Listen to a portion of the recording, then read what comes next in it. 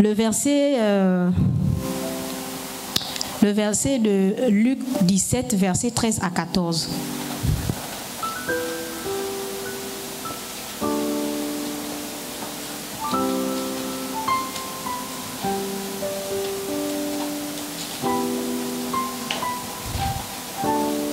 Luc 17, versets 13 à 14.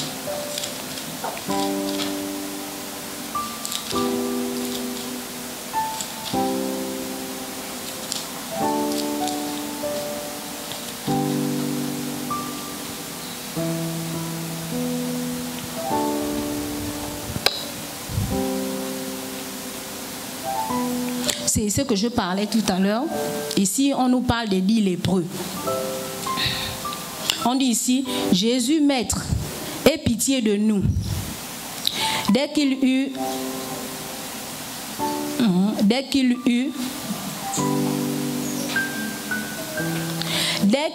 les eut vus, il leur dit, allez, vous montrer au sacrificateur. Et pendant qu'il y allait, et pendant qu'il y allait, il arriva qu'ils furent guéris. Et pourtant, eux, ils savaient, comme je disais tout à l'heure, qu'ils étaient interdits de voir beaucoup de personnes. Les lépreux, normalement, ne devaient pas se mélanger avec des personnes qui sont normales. Mais qu'est-ce qu'ils ont fait? Ils n'ont pas raisonné. Ils ont seulement pris la route, ils sont partis, sans savoir que, en respectant le principe que Jésus leur avait donné, ils n'allaient même pas arriver. Voilà comment au milieu de la route, ils sont guéris. On va encore illustrer ça dans l'histoire du roi. Je ne sais même pas où je n'ai pas pris. Dans l'histoire du roi qui était malade, qu'on avait demandé d'aller se plonger 7 fois dans le Jourdain. Naaman. Naaman a commencé à bouder, il a commencé à raisonner. C'est le serviteur qui avait dit que non, on te demande simplement une petite chose. Si on te demandait de faire une grande chose, tu devais aller faire. Mais une petite chose de rien du tout qu'on te demande de faire, tu es en train de bouder. Et à la fin, qu'est-ce que Naaman a fait? Il a respecté les principes. Il est allé se plonger 7 fois dans le Jourdain. Et qu'est-ce qui s'est passé? Naaman a été guéri de sa maladie. Respectons les principes. Ne raisonnons pas, ne boudons pas, respectons les principes. Si l'homme de Dieu dit va à gauche, ne boude pas, va à gauche, va d'abord voir ce qui va se passer, ce qui va se produire. Et c'est ce que nous constatons aussi dans nos vies, dans notre vie sociale, dans nos maisons. On ne respecte pas souvent les principes. Maman dit fais comme ça. Nous, qu'est-ce qu'on fait? On n'en fait qu'à notre tête. Papa dit à maman, par exemple, que non, ne fais pas comme ça. Maman fait autre chose. Le manque de respect des principes.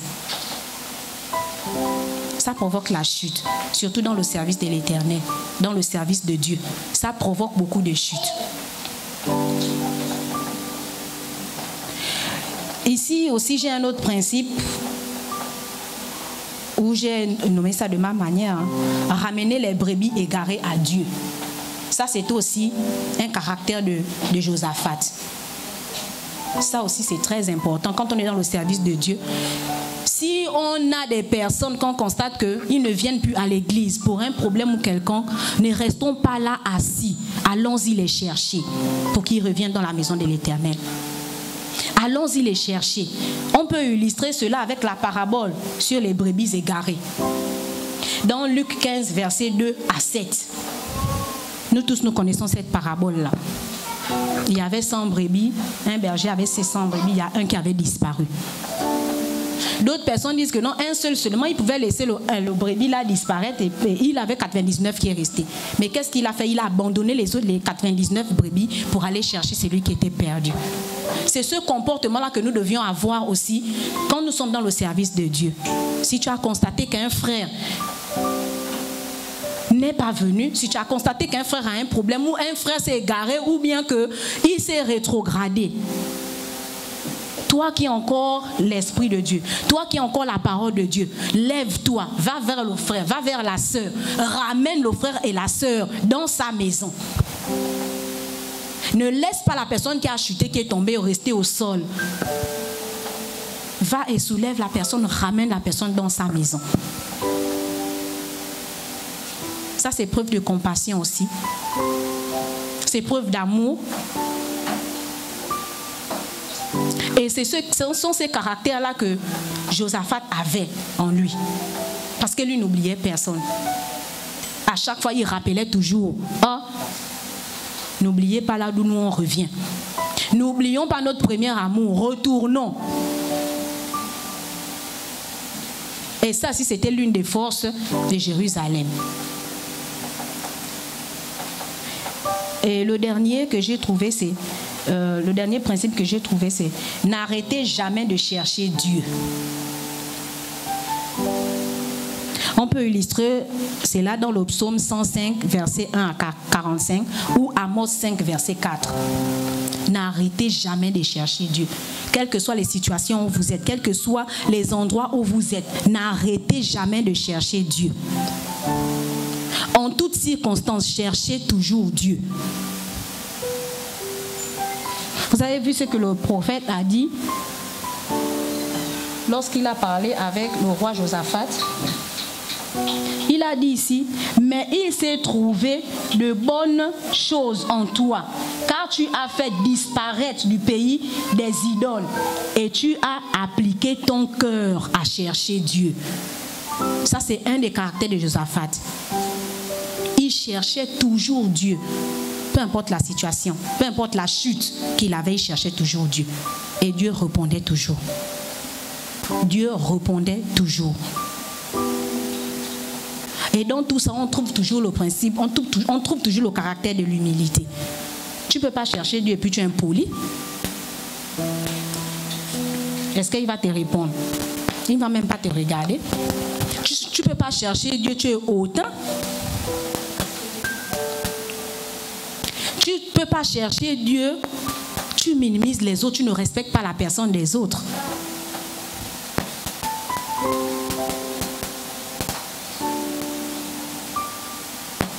Nous avons certains retards dans nos vies. Parfois, à un moment donné, on avance, on a l'impression qu'on n'avance pas. C'est à cause de toutes ces choses. L'humilité. On n'est pas humble. Tu vas avancer dans quoi si tu n'es pas humble?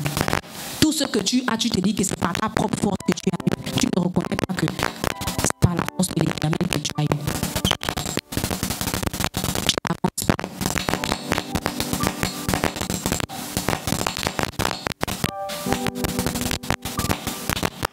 Que ça soit dans le service de Dieu, tu n'avances pas. Que ça soit dans ton travail, tu n'avances pas.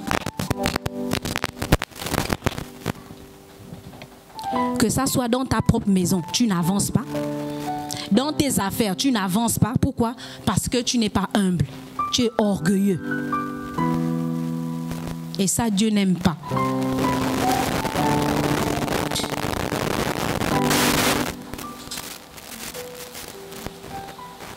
Toi qui aimes toujours mettre le moi devant. Toi qui aimes toujours dire que moi. Toi qui pratiques l'ego. Tu es toujours en train de compétir avec les autres. Si tu n'es pas humble dans ce que tu fais, tu vas prétendre réussir, mais en vérité, tu ne réussis pas. En vérité, tu ne réussis pas.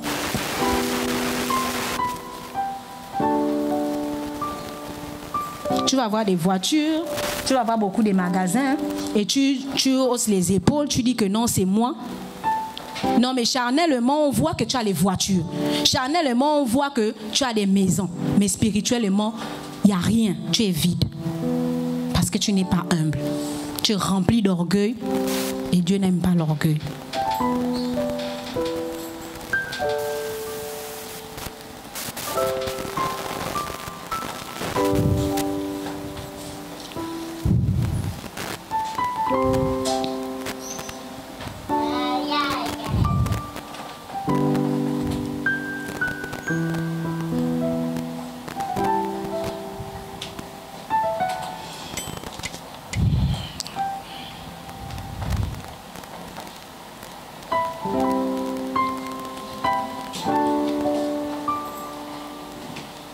L'humilité ici rentre dans dans plusieurs cadres.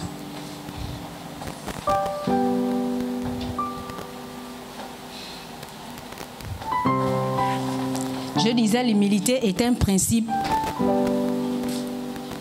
très important dans notre vie, au service de Dieu. Dans l'humilité, il y a tout. Dans l'humilité, on a la crainte de Dieu.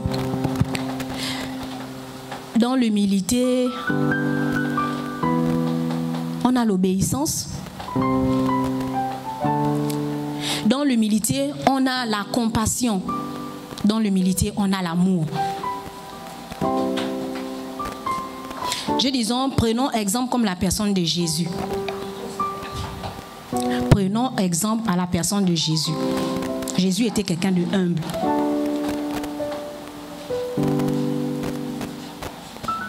Tout ce que Jésus faisait, c'était bon.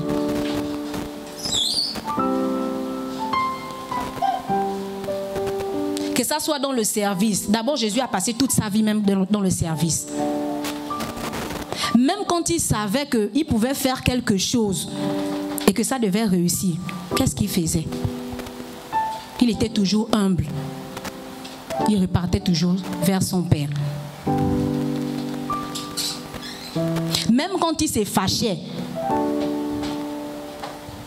on voit la colère de Jésus quand il a détruit le temple. Même quand tu lis ce passage, quand tu regardes même la colère là, tu es même content toi-même de la colère parce que ce n'est pas une colère qui était remplie de haine. Comme les gens le disent, on appelle ça la colère sainte. Une colère qui était remplie même d'humilité.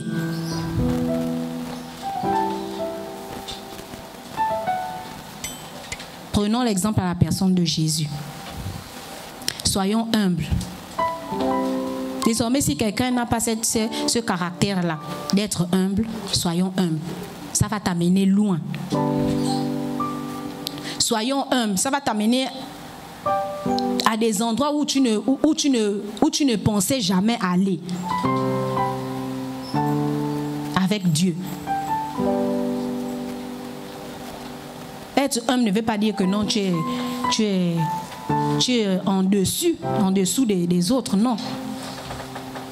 Déjà, moi qui viens te demander pardon, ça ne veut pas dire que non, tu es plus grand que moi. Ou ça ne veut pas dire que non, tu es mon maître ou... Non, ça ne veut pas dire ça. Ça veut simplement dire que je te respecte, je te laisse la place. Ça veut simplement dire que ce n'est pas parce que toi et moi, on a eu un souci, un problème, que si je viens te demander pardon, que je suis ma boule, que tu dois me piétiner. Non, ça ne veut pas dire ça. Et toi aussi, quand l'autre vient te demander pardon, reçois aussi le pardon avec humilité. Ne te gonfle pas. Qu'il est venu me demander pardon, donc lui-même il sait que non, moi, je suis plus grand que lui. Il vient me demander pardon, elle-même elle a reconnu son tort, elle-même elle sait. Parfois c'est faux. Il y a d'autres qui sont humbles même jusqu'à un niveau où elle a bien raison, mais c'est elle qui vient demander pardon. Ça c'est une attitude, par exemple, que nous les femmes mariées, nous devons adopter dans le foyer. Lorsque j'ai pris les conseils de mon aînée, de ma grande soeur, c'est ce qu'elle me disait. Que même si le mari a tort, à un moment donné, baisse, demande pardon. Ça ne veut pas dire que non, tu es ma boule. Ça ne veut pas dire que on ne te considère pas. On ne considère pas ce que tu dis ou la douleur que tu as. Non. Demande pardon. Ça va travailler ton mari que tu vas voir, vous allez dormir 2 jours, 3 jours après, il va revenir pour venir dire que ah chérie, et pourtant j'avais tort, mais tu m'as demandé pardon. Je te demande pardon à mon tour.